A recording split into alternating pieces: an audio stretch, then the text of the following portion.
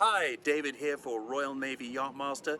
Welcome to the Super Yacht Basin here in beautiful sunny San Diego. Today's sequence is a skill builder that you can practice yourself if you have a single outboard engine.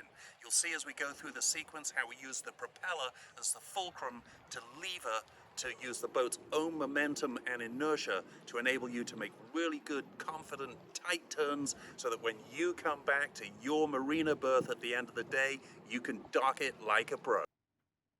All right, pay attention to my right hand on the throttle as we go through this sequence. So I'm reversing out, nice little bit of power, and I'm going to call it a left turn. So as you look at the back of the boat, it's going left, but more importantly, the bow, if you were looking forward, is going left. We're going to do a 3-point turn, just like you would do in the grocery store, in your car, in the grocery store parking lot, if you were trying to get out of a tight space. So look, neutral, reverse wheel, power on, forward power.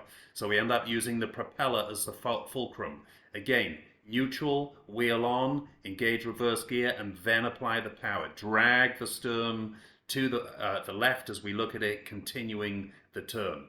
Into neutral, forward, again a kick of power, but only when the wheel has come on in the opposite direction. So every maneuver we do is driving the bow to the left to complete the circle so that we can head back into the dock. Here's the final acceleration forward into neutral, wheel on, and you see my right hand, power on, little burst of power, kicks the bow around for the final phase of the turn.